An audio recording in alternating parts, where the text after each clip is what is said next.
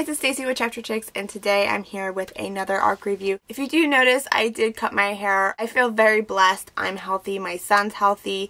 Things are going good for me in my life. I wanted to do something to kind of give back. So I decided to donate my hair to Locks of Love, which they then go make wigs for kids that have cancer. So on with the book review. This review is going to be over Guardian of Time by Amanda Gary and Christy Hall. This is the second book in the Shardwell series.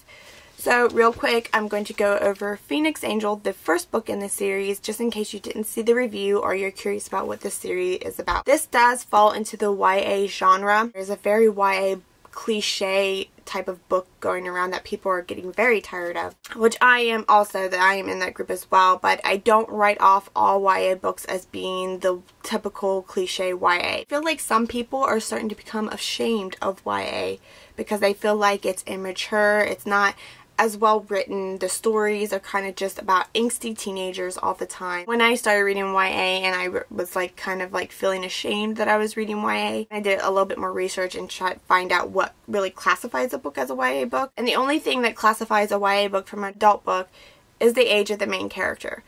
That's it. If you take a book like The Da Vinci Code, very popular adult book, and you made the main character a teenager, and that's it, the only thing you changed in the book would be the man's age, then it would still be classified as a YA book. It doesn't matter the writing style, the story, any of that stuff is all the same in adult books to YA books. The only difference is the main character's age. So I don't want people to feel like they're ashamed of reading YA or they're ashamed that they like YA even though that they're adults now. I wanted to say all that because I feel like when you say this is a YA book, that automatically turns people off of it. I love this series. It does not fall into the cliche YA category. It's high fantasy with magicians, and there's three main characters named Kyle, Maggie, and Lily, and they start to develop these strange abilities, and then people then hunt them down because of their abilities because they only want one of them alive. I feel like the synopsis gives this book no justice at all. This book is amazing. It starts off like a typical YA book and then you're hit with all these twists and turns and adventures, and the book goes completely somewhere where you are not seeing at all. I think the best way I described this book in my review is it has a very X-Men feel to it, and I love X-Men. So if you love X-Men and you love fantasy and adventure books, then you will love this book. Moving on to the main part of the review, which is over Guardian of Time. So if you have not read Phoenix Angel, then turn this review off because you will be spoiled on Phoenix Angel if you watch this. But if you have not read this book, I will not spoil it for you. I'll just give you my opinions on it and then I'll spoil it at the very end. I loved this book. This series just gets better and better with each new installment. The first one blew my mind with the way that it went, and it just continues on in this one. What I love about this series so far is it's not told in chronological order.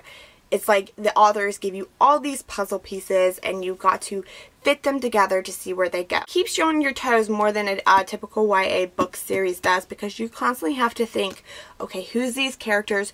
What's going on? Where are we? It's just so much fun to peel away the layers of this series. This one takes place before Phoenix Angel does. Maggie is back in her hometown, or her home kingdom, which is the Jeweled City, and the Jeweled City is on the brink of war. There's demons that are rising from the ashes that people have to go and constantly fight. We figure out who some of the mystery characters were from the first one, but there is still a lot of characters unaccounted for in this story. The only downfall I had in this book is at the end it does get a little repetitive. The authors keep going over the same material, explaining it in just slightly different ways, and it gets to the point where I'm just like, I want the book to end. I want some answers. I want some closure. Besides that, it was amazing. They gave you enough answers to quench your thirst from the first one, and then it sets up new things for you to look forward to in the third book. I love this series. I had to go back and get reference points from the first one to be like, okay, what's going on?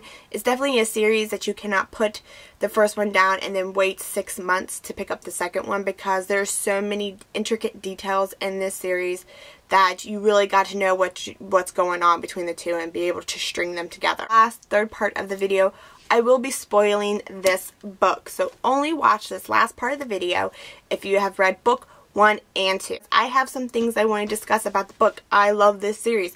There's parts I want to talk about. Probably nobody's going to be around to watch this part. Let me know if you're still around and that you have read these 2 books, so I'm not just talking to nobody. Main 2 things I want to talk about in the spoiler section is, where's Kyle? I really wanted to find Kyle in this book. The boys don't really make as much appearances as the girls do. Maggie and Lily are in the second one a lot. I want to know where the boys are, and I want to know what has happened to them, especially Kyle. Where's Kyle? I really thought the lead knight in this story was going to end up being Kyle. When the knight ended up being one of the bad guys from the first one, I'm like, whoa, completely blew my mind because I thought it was Kyle the entire time. We find out that Carter is Chiron.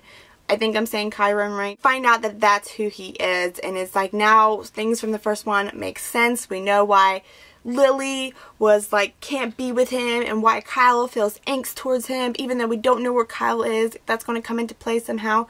So I love this series. I cannot wait for the third one. Let me know your predictions for the third one if you have read this series. I personally think that since this one was based on the girls, that the third one is going to be based on the guys, hopefully, so we know what's going on with the guys' backstory. So this was Stacy with Chapter Chicks, and I hope you guys enjoyed the review. Bye guys.